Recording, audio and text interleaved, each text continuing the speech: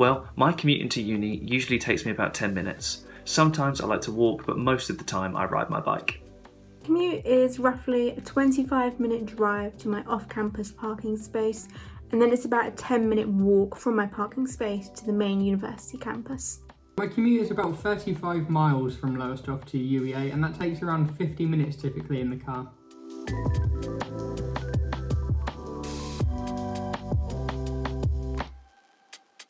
I tend to ride my bike into uni every day, as I find Norwich is very easy to access via bike, with lots of cycle paths and lanes leading straight into UEA.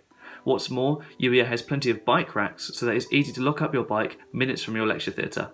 So I commute in by car, making use of the Cossey Park and Ride, which is one exit down the A47 from the UEA. Buses are free for students to use, which is really handy, and they're up to every 15 minutes sort of in the busy hours of the day, so at the start of the day and around the end of the day. And throughout the day they're around every half an hour, which is still super handy. It's about a 15-minute bus ride from the Park and Ride to UEA, and it drops you right in the centre of campus, which is brilliant.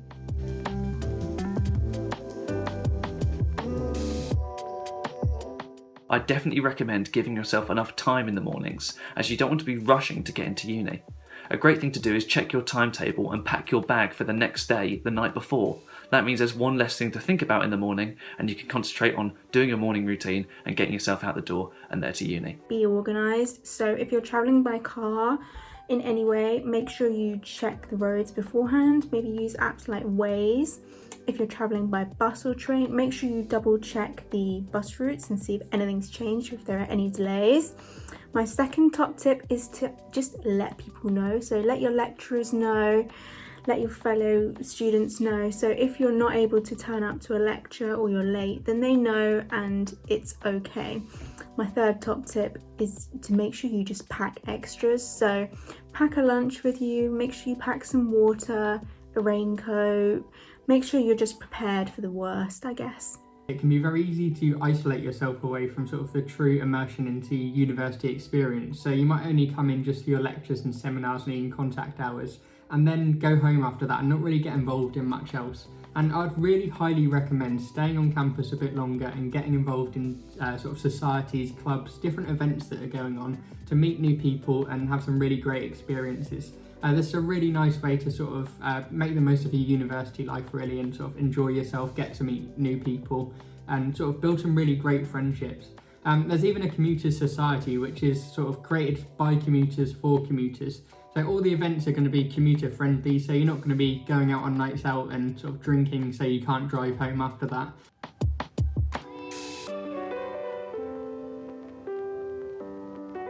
I'm part of Surf Club and I have a role on the committee as trip secretary. Because of this, I need to factor in any swimming or gym events or club meetings that we might have.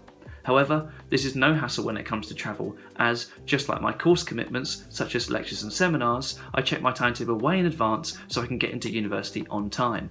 For the Investment Society, I was a part of their ESG fund, so I would often need to stay late for some of their meetings and just general group meetings. And because I had a 24-hour parking space, I was able to do this and timings were not a problem. Certainly in the winter when it was really cold, I would ask to not attend all the meetings so I wouldn't have to stay quite as late, which was more than fine because I didn't want to drive in such harsh conditions. And when I was walking back to my car on these slightly later nights, certainly in the winter, I would definitely have a powerful flashlight with me so that other drivers could see me and so that I could see to get to my car. If you're using a park and ride system or going by train, I would advise you also have a powerful flashlight with you. So as a maths student, I've been involved in MathsOc, which is UEA's Maths Society, for 3 years now, and 2 of those years I've spent on the committee, which is a great experience. So MathsOc, much like most societies at UEA, run a whole range of socials which really cater to most types of student.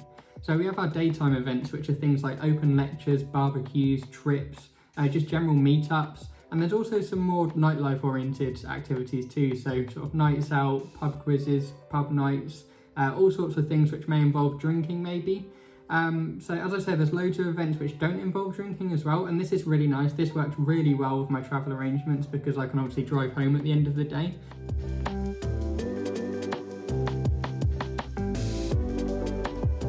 Something that's really important is having good time management. Having a clear schedule for university work, sporting events, meeting friends, and anything else your university degree might offer you is a great way to eliminate stress and ensure you get things done on time. Some easy ways to do this are creating calendar events in your email, writing things down in a physical notebook that need doing, or creating a notes page on your phone where you jot things down. And don't be afraid to ask for help if you need it. There are plenty of people at university who are happy to help you. You just got to speak up.